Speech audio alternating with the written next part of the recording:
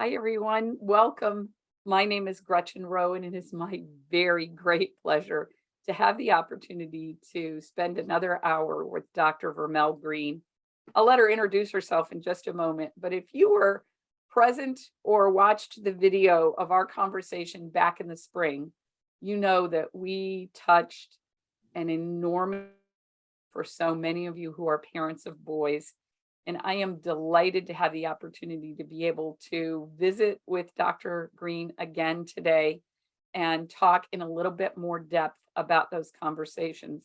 So many of you submitted questions, and we had a great conversation yesterday about those questions. And we have so much to talk about. So let's get started. Dr. Greene, can you introduce yourself?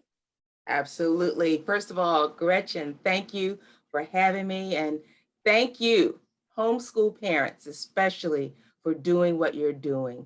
There is no higher calling than being able to teach your own children. Well done. As Gretchen said, I'm Vermelle Greene. I am the executive director of the Boys Initiative, which is an advocacy group advocating for boys and young men, raising awareness to the public of the issues that our boys are facing, our boys and our young men are facing, but not just raising the issue and sounding the clarion call, but we also want to address some of the possible solutions, how we can help you to advocate for your son. So we have a newsletter. Our organization is based in Virginia. However, we are all over the planet, sending out resources and having people subscribe to our newsletter and being able to share with them about the wonderful world of boys. So again, thank you to Gretchen for having me. And I hope what we talk about today will be able to help you become a better parent for your son. We want to step into the conversation where kind of where we left off last time, but we also want to address some of the concerns and questions that you all put forth to us. And so, in that process of conversation, I have some questions for Dr. Greene, and I'll tell you, she does a thorough amount of research in preparing to talk to you all. So, I know that you will be blessed by this conversation. The first question I want to begin with is that balance of academics and freedom, the freedom to give boys the ability to do what they want. And I know we talked about this yesterday, Dr. Greene. So, what are your observations with regard to that? It is wonderful to be able to let boys and girls do just what they want when it comes to, I would imagine this has come in regards to homeschooling. It'd be great.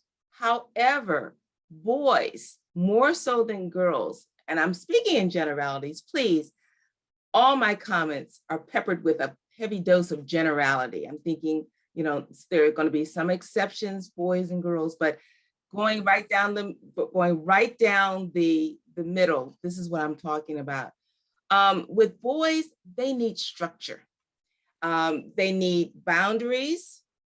The male brain loves structure. In fact, that's one of the reasons why men are drawn to the military, because it's a very structured environment. You're told what time to get up, what time you're going to march, what time you're going to eat, then you're going to do this, then you're going to do this. They don't, most boys don't do well with, oh, what are we going to do kind of thing. Oh, I think I'll do this. Because unfortunately, some of our boys, if you say you can do whatever you want, well, if you don't define that too well, you might find them on the roof trying to parachute off the edge or something. So it's good to have structure to your day with a time schedule. At this time, we're going to do this. At this time, we're going to do this. But within a certain, maybe small portion of that day, build in some free time, a break time within that structure time. But you don't want to just say, okay, at 8 o'clock, what do you want to do today? I would not advise that, especially for our boys. I love the fact that you equated this with the military. My husband went to military school for college.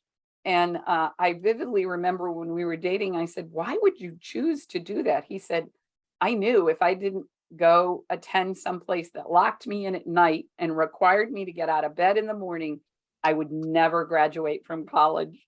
And I think, that comes a part of being able to know oneself. And part of our journey as parents is to help our children begin to know themselves.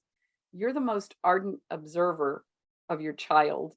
So we want to give you exhortation and encouragement today as we converse, to be able to know and observe how your child learns and how you can make that happen more effectively. So, Dr. Greene, the next question that stood out to us yesterday was, how do you teach two boys together, one who can't sit still and one who is meticulous in every degree? And I think this is a great question because I have those children in my household. They're adults now, but it's amusing still. With our little fellow who can't sit still, boys' bodies are wired for movement. In fact, the cerebellum, little biology lesson here for you, the cerebellum, which controls movement in our brains, part of our brain that is responsible for being able to move. In the male body, it receives more blood supply. There are more and more nerve endings going there than any other part of the body, more so than girls. So their bodies are wired for movement. And if you sit a little boy down in a spot for too long, his whole physique isn't made for that. His muscles will actually begin to cramp. And so he'll fidget and he'll move. And there's nothing wrong with him. Unfortunately, some of our boys who are in school environments where the teacher has convinced the parent that something's wrong, perhaps he needs medication to help him to sit still. No, you just need to realize that he needs to move. So for the little boy who can't sit still, a couple of things. First of all, his muscles in his hand can help relieve some of that itchiness in his body. So if you give him what I refer to as fidgets, a squeeze ball, some those fidget rings that they've come up with, even that in his hand can help him and relieve some of that stress to want to move. They make these big plastic discs, DISCS, about yay, big, about this way, but you put them in the chair. And what that does, it allows them to rock in the chair as they're sitting there because it doesn't sit flat.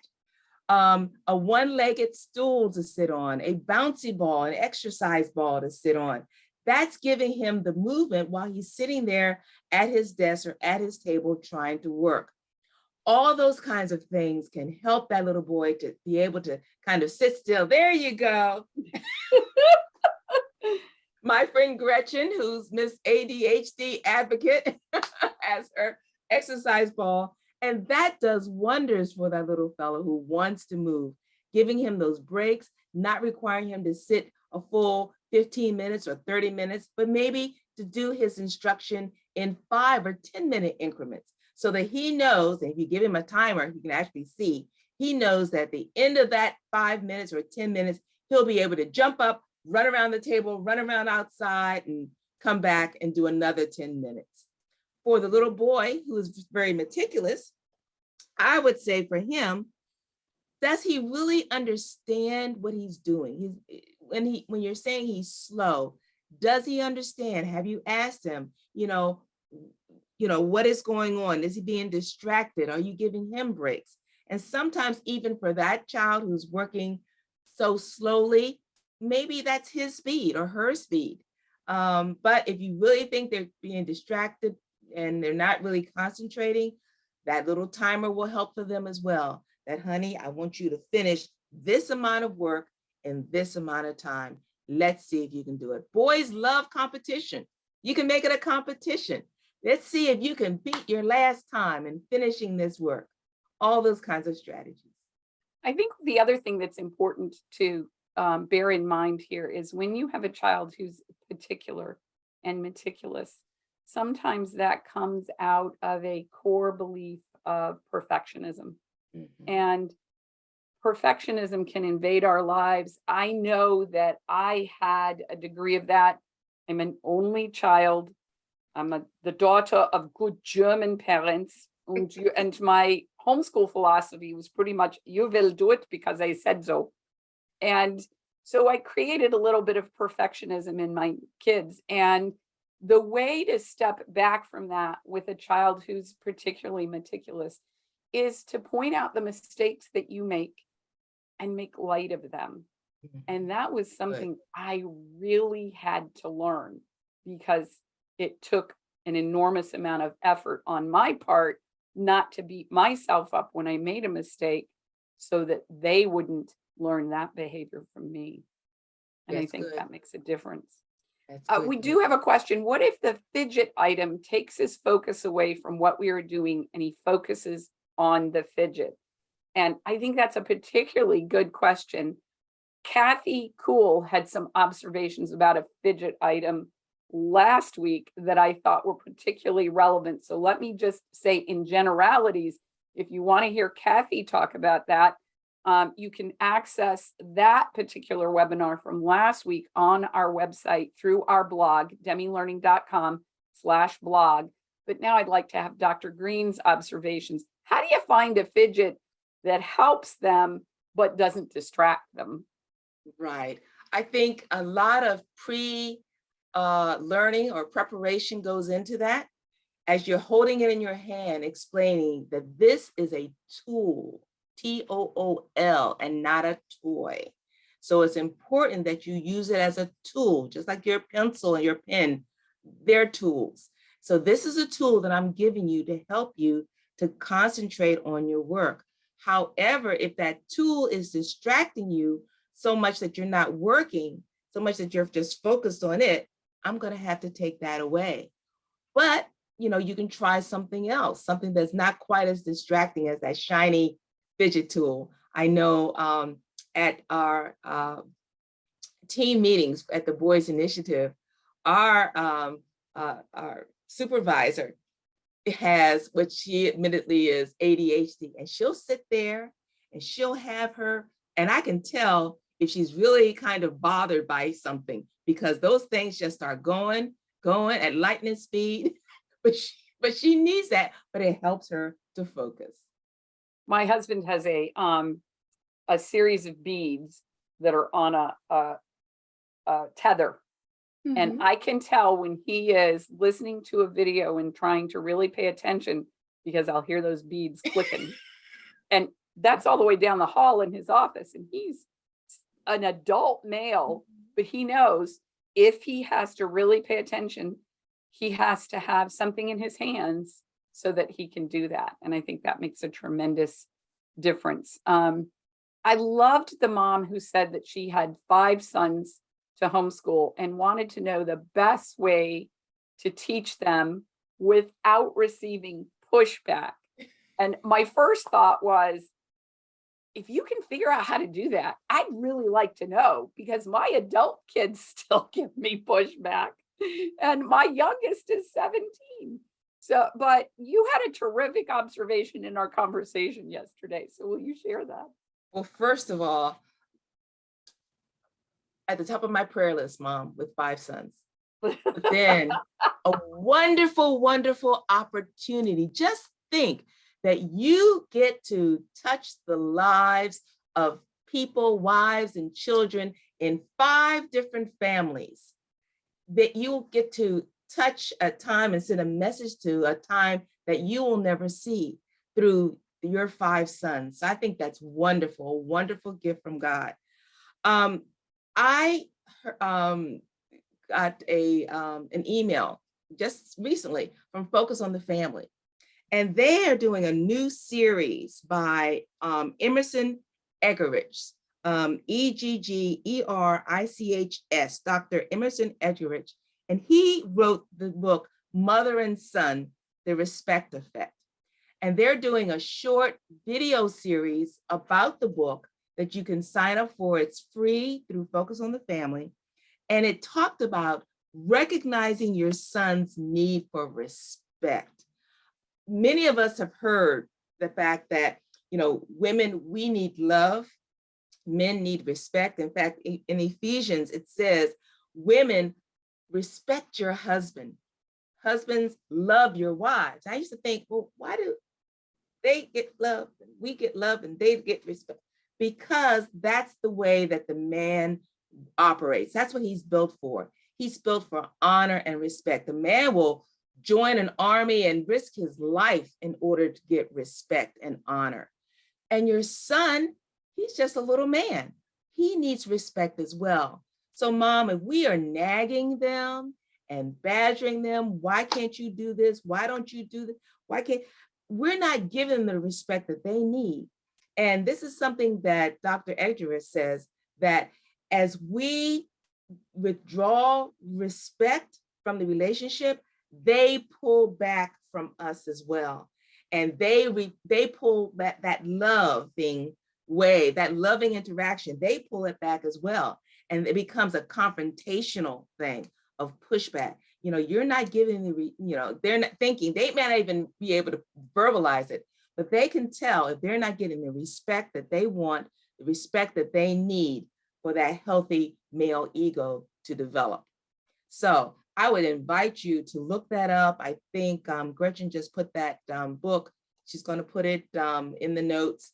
So look up that book and check out the video series. It's very short. It only has 5 parts about the love and respect principle. How does respect change your son? Moving beyond yelling, tears, and regret. Learning the vocabulary of respect, words, and the power of unconditional respect. Because sometimes we get into what he calls a crazy cycle of, I'm not giving you the respect, and so you're not going to give me the love, and I'm not giving you the respect. So break that cycle. That will cut out a lot of that pushback. Here we are having this conversation about boys today, but the culture in a greater context is recognizing that we have a crisis in this country as far as boys are concerned, and we need to start doing something different. We had talked a little bit about how do you teach a boy to be diligent? And I think this is portions of character and portions of modeling and portions of, dare I say this word, patience on the part of a parent. So Dr. Greene, you had some great observations yesterday. Back in the 1970s, okay, I'm dating myself. Okay, I admit it. When I started teaching in 1974, I was only 6 at the time. But when I started teaching in 1974, it was a big thing in education talked about values clarification and values-free education, that you shouldn't tell a child what is right and wrong. You should allow them to discover their own inner goodness that's there. Well, the gentleman who wrote that book that started that whole thing, they later apologized for their error, because children aren't naturally good inside. We don't have to teach our children how to lie, how to be selfish. That is something that they are born with. So we really have to teach character. We have to teach. It's sometimes people say, well, it's just caught. No, it can be taught as well. So parents, we need to teach our children character. And I like what Kevin Ryan has. He kind of boils it down to like 6 steps with an E for each one. And that's when we want our children to be more diligent or more respectful or more prompt or more compassionate, all those different traits, more trustworthy. It has to be taught. One way, first of all, he talks about his E's is example. You have to be yourself, parent, an example of that character trait that you're trying to teach.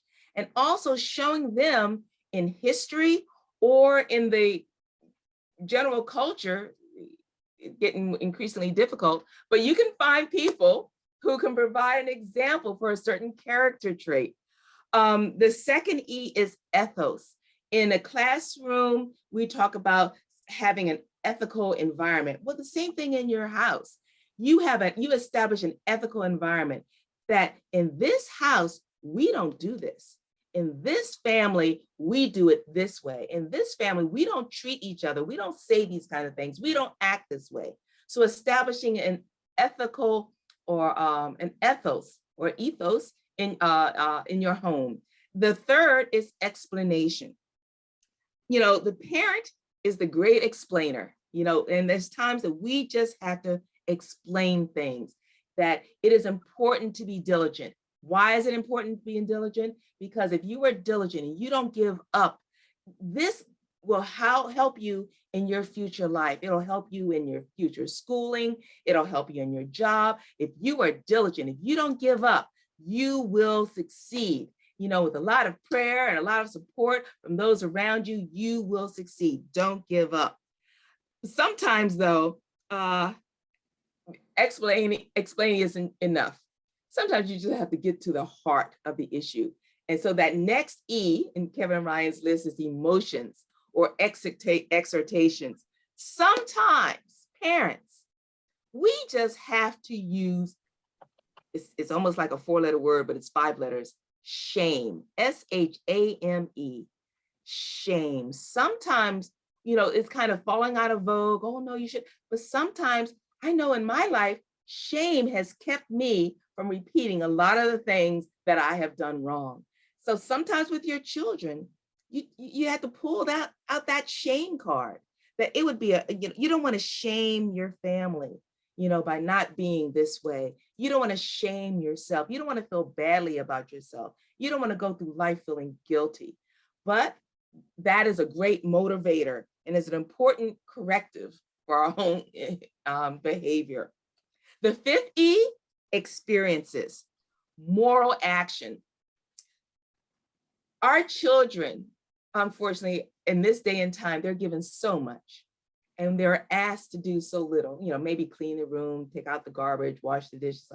But we really need to spur them to moral action. An example, when my children were younger, my sister's church had a homeless ministry.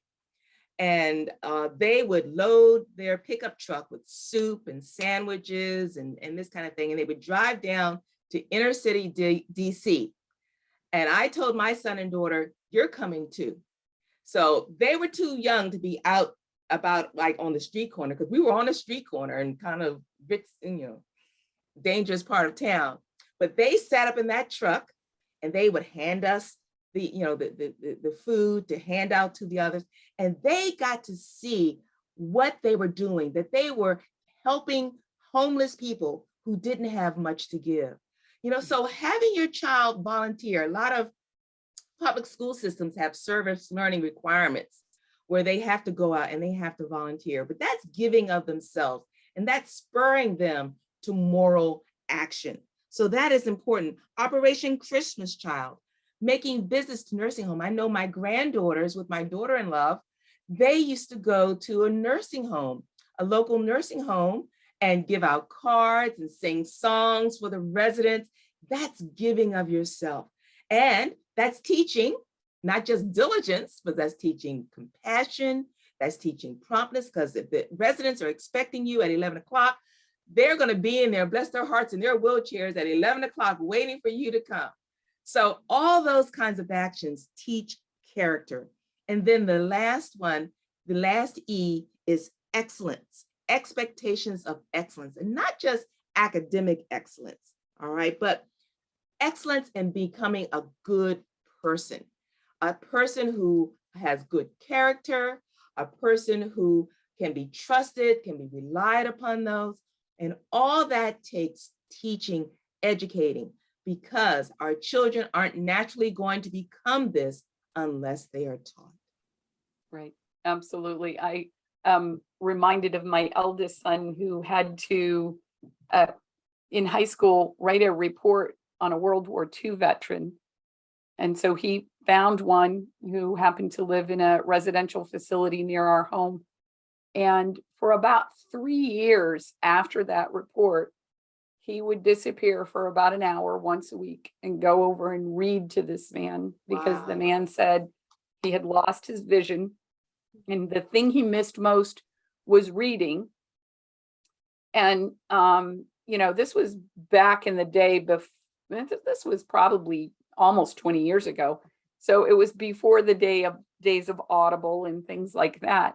And my son said, I said to him at one point in time, because he had a lot of things on his plate as a senior in high school, and I said, how do you have time to do this? And he said, how do I not have time to do that, Mom? Oh, And so I think part of that is we need to remember to create opportunity for our children to be able to give of themselves as well.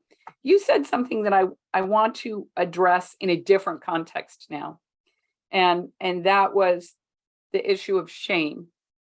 And sometimes I think what causes boys to shut down is there's been a situation that they have felt shamed or been shamed or received that. And boys aren't naturally articulate to be able to talk about their feelings. So can we talk about how to help our boys connect their thoughts and their emotions and their feelings, and maybe how we would help a boy walk away from a situation where they might have felt shame? I think shame is such a loaded word, because it almost can border on condemnation. You don't want that. You don't want our boys to be so shamed and guilt ridden that they can't function and they're not even forgiving themselves. So again, this is a case where, as Gretchen said earlier, you have to know your child. I'm talking about God bless you. Appealing to your emotions, appealing to your faith tradition. Back in the 70s, the What Would Jesus Do bracelets that we had, the WWJD, or whatever your faith tradition is, appealing to that as being part of the shaping the shame or the emotional part that kind of keeps us on track. But it is important, no, not to, condemn and just leave the little boy hopeless, or a young man just hopeless. No, at the same time, you are encouraging them. You're saying, I know you can do better. I'm going to help you to do better because, I want the best from you. That gets back to what I talked about earlier, the respect. You have to continue to show that respect. In fact, Emerson Eggerichs talks about unconditional respect. A lot of times we think about unconditional love, but he's talking about unconditional respect. Not that you're going to condone everything that a young man or your son may do, but he will always know that he has your respect and support, whatever happens. So that, I think that's key. I think I'm that not makes sure, a but tremendous amount of difference for our boys to help them learn to even identify their emotions. Sometimes they don't have the language skills to connect the dots for what they're feeling. So we as parents have a unique opportunity to be the most ardent observer of our children and to be able to say, you look like that exchange on the playground wasn't a comfortable one. Can you tell me, how do you feel about that? oh, Gretchen, with a little boy, because as you just said, they're not in touch with their feelings, a better question would be, what do you think about that? How do you think about that? Because sometimes if you ask them how they feel, they're going to go like, I don't know how I feel. So in asking them what they think, Mhm. what's a good way that a mom could perhaps tease out the thinking in a way that would be edifying, as you said, and Okay. encouraging? Well, again, going back to that playground scenario, you might have arrived to pick them up from the park early, just in time to see them push somebody down the slide to the point where that person rolled all the way down and could even hurt themselves. So one thing you could say is, hey, John, what were you thinking when you pushed him? Did you think that it might hurt? Okay, how do you think he felt? Uh-oh. Uh-oh. Busted. I know I was busted. You caught that real quick. How do you think it could have affected him? What did you think about that? Right. And kind of leave him to fill in the blanks because I'm getting myself all into trouble here. But and then talk about what you could do better next time. What would be a better thing to do? You know, why don't you go up to him and ask for forgiveness? And that was always one of my little quirks.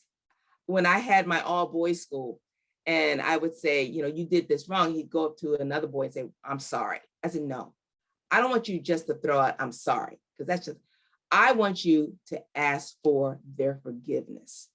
And when they had to ask for their forgiveness and they had to then wait for that other boy to kind of absolve them of what they had done, that took more ownership of what they had done in their actions to ask for forgiveness. And I try to do that with my grandchildren as well. You know, don't just say, I'm sorry. No, you just throw that out and keep going. No, you ask for forgiveness and then wait for their response. But I also tell them, you must forgive.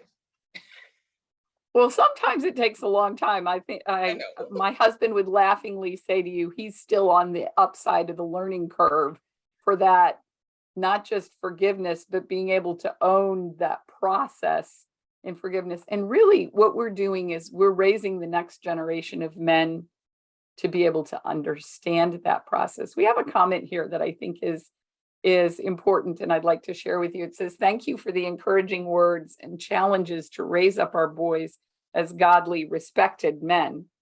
And I think in a lot of ways, we live in an environment and a society that has written off boys and men.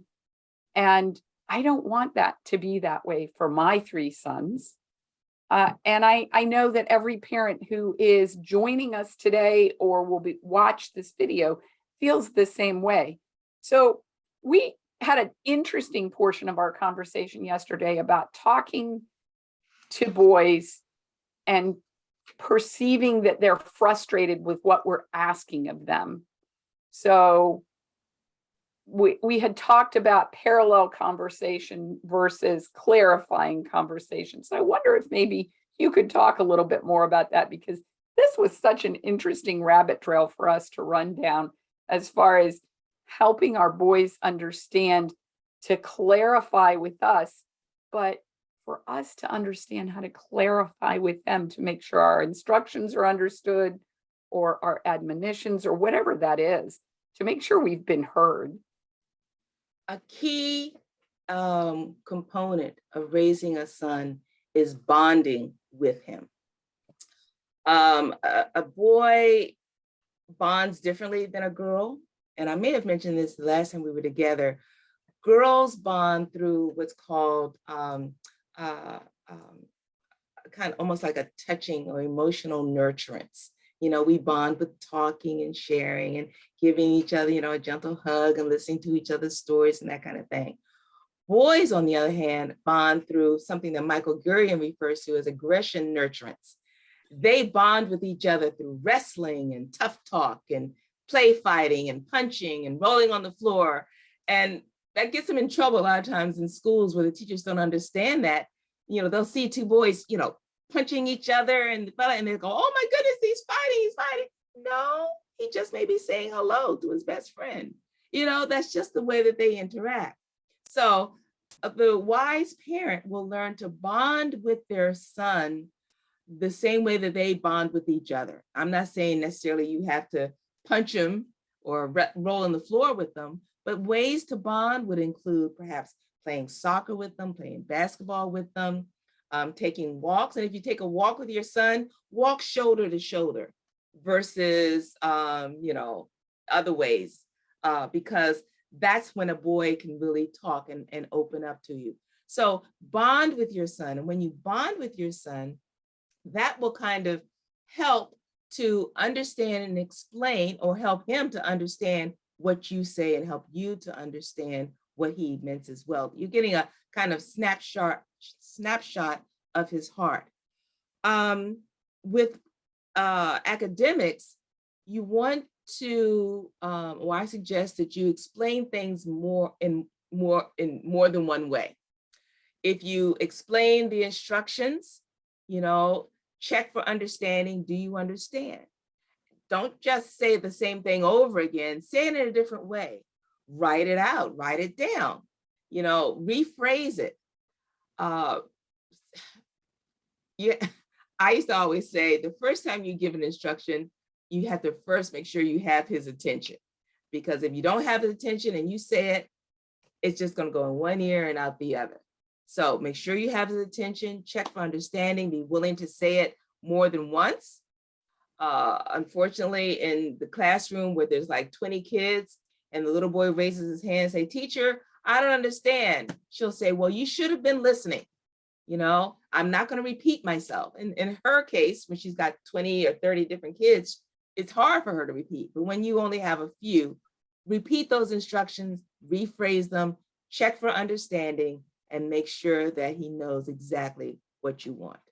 I think one of the hardest things for me to learn, back to that only child syndrome, it was difficult for me to learn to say to my children, "What did you hear me say?"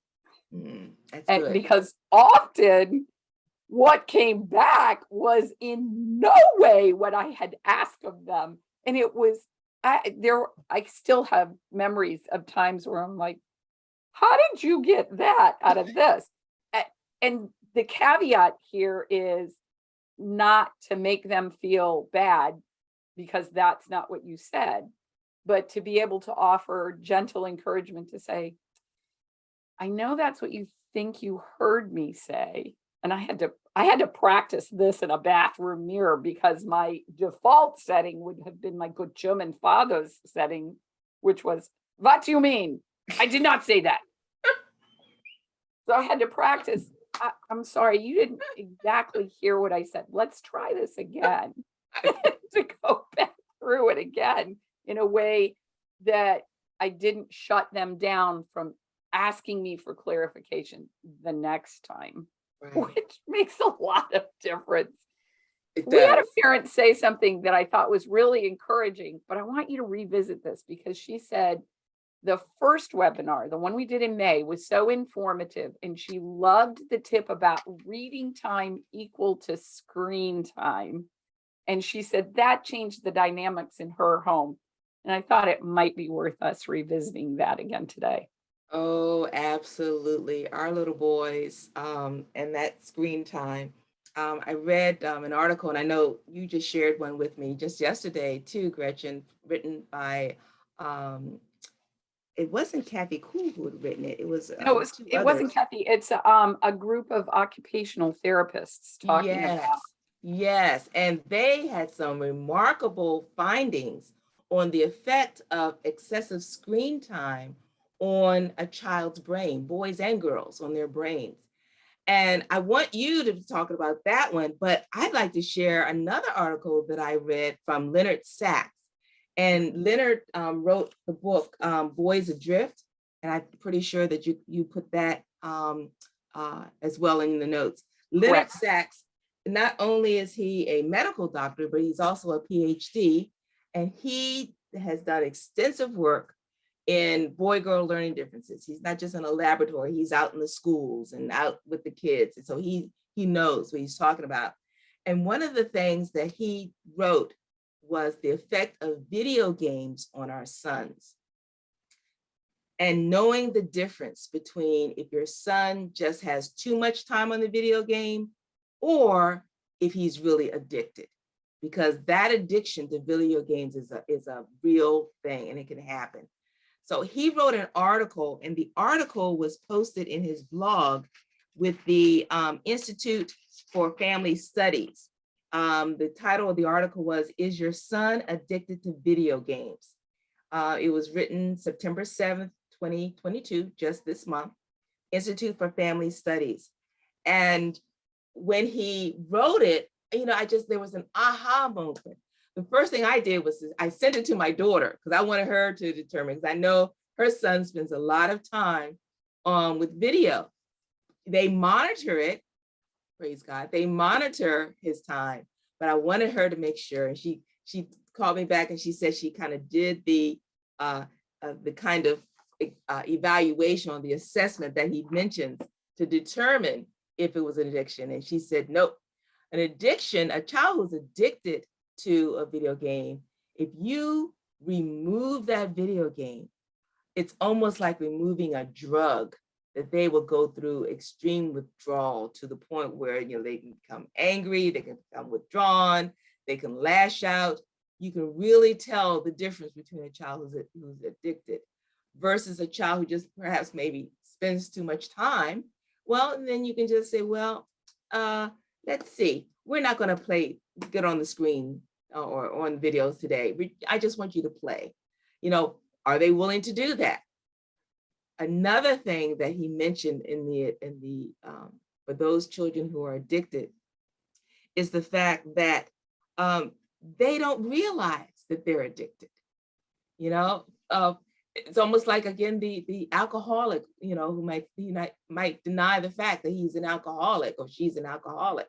And same thing with the video addiction. They are not self-aware that they have this addiction. So it really needs a parent or a good friend to point out to them that they truly have that. But I want you, Gretchen, to be talking about what you found really interesting with the article that Kathy sent you. So the article that Kathy Cool had mentioned last week talks about how the neurology of our brain causes our brain to actually, and I'm going to do a marginal job of explanation. Again, if you want to see the article, we put a link to it in our show notes from last week from our interview with Kathy. But the article basically talks about when we engage in video pursuits, our body, even though it's stationary, our brain is running through space and time. And so being able to help that begin to match back together may require some time on the part of a parent to help a student resync their physical brain and their mental capacities after they step away from those video pursuits. And, you know, let's face it, technology is designed to be addictive in this day and age. More clicks, more likes, more shares. All of the things that we engage in social media today are designed to ask us to stay engaged longer. So if we as parents can sort of put boundaries around that engagement and say, for every hour of video game that you spend, I want you to spend an hour in a good book, that can help balance the scales a little bit. And I also recognize that if you have someone who's like my youngest son, that's going to take some negotiating on your part. It's not going to be an answer you're going to get to immediately. But we did have a fascinating conversation. So I want to bring this up to you because he spends a lot of time with his older brother hiking in the national forest, not far from our home. And I asked him how his brain feels when he steps away from his video game at the computer versus how his brain feels when he's spent 8 to 10 hours out in the wilderness. And it took him a couple of times to figure out that there were actual differences in how he felt. So this may be an opportunity for conversation for you as a parent. I want to make sure we don't miss this excellent part of our conversation yesterday, which is how do you understand boys who don't enjoy formal academics and how you can address instruction with them in an affirmative way? Because man, you had some great insights yesterday. I wish I'd recorded that conversation. I hope I can remember everything that I said.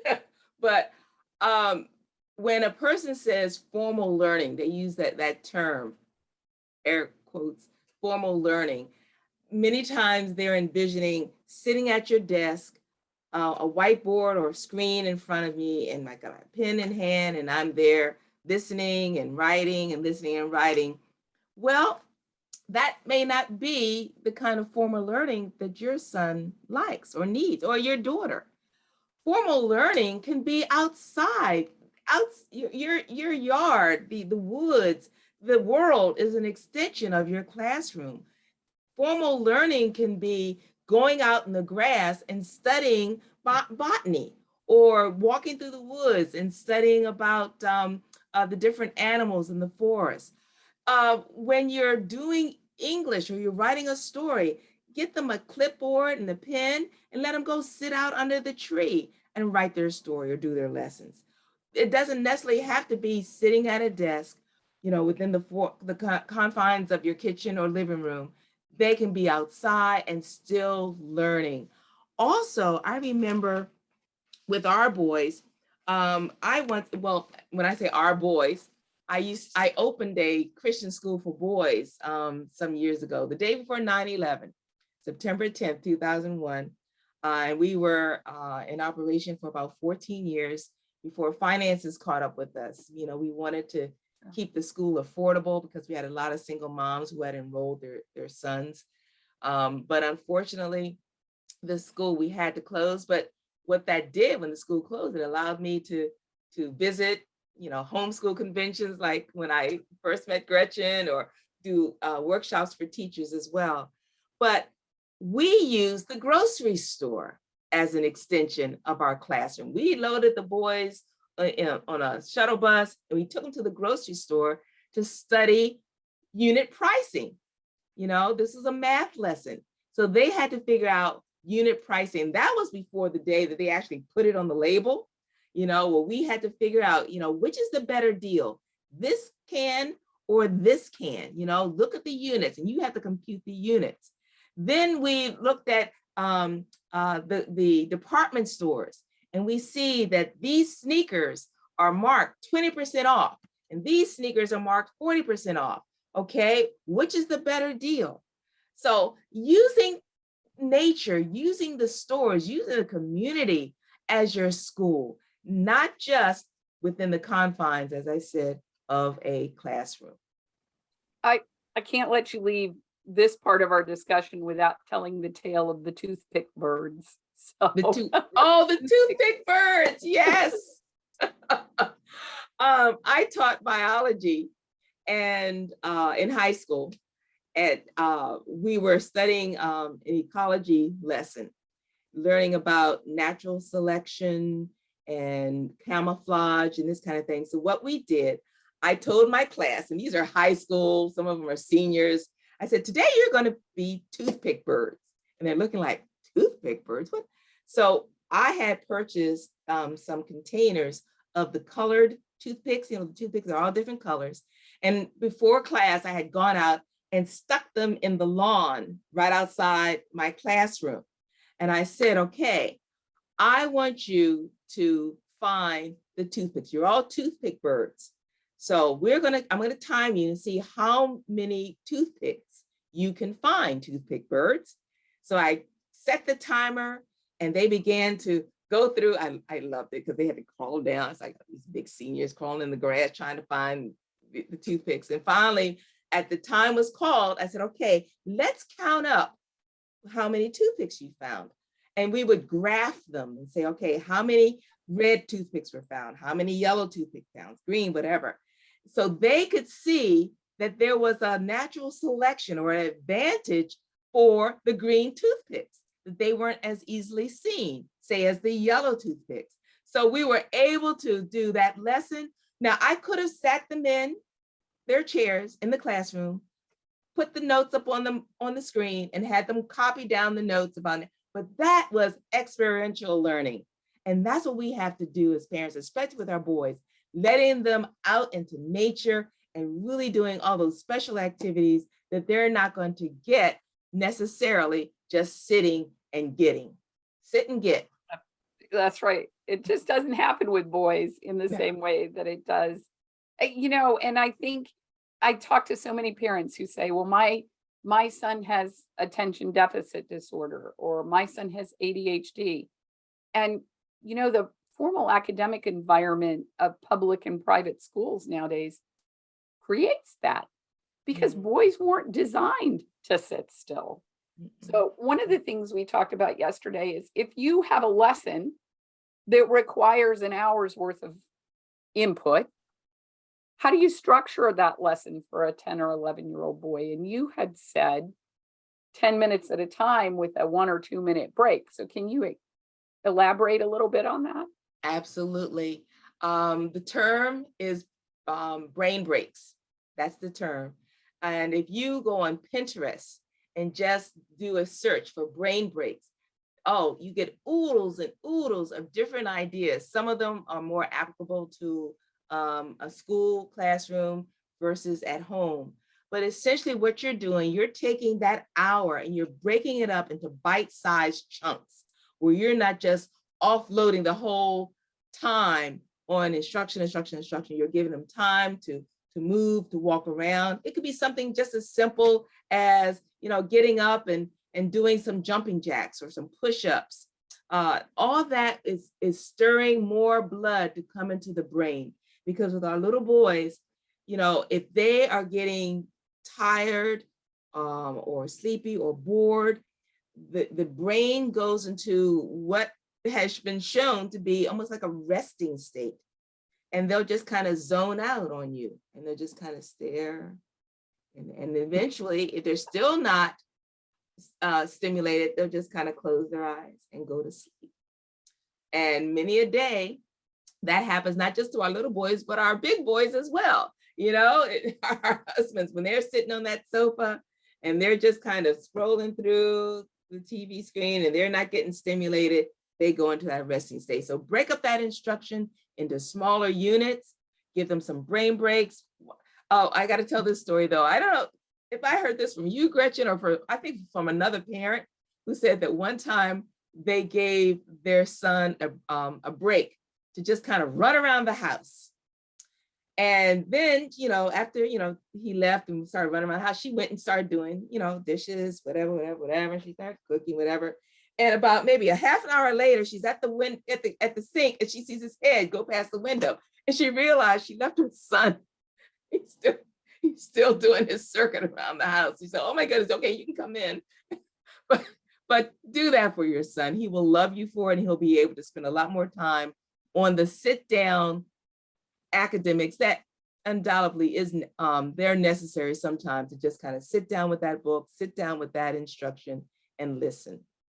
And I think one of the things that's important to understand as the mother of 3 boys is my boys had to learn how to sit down. They had to learn how to attend, and their attendance, the age at which they achieved attendance, as far as being able to focus on a task, was different for each one of them.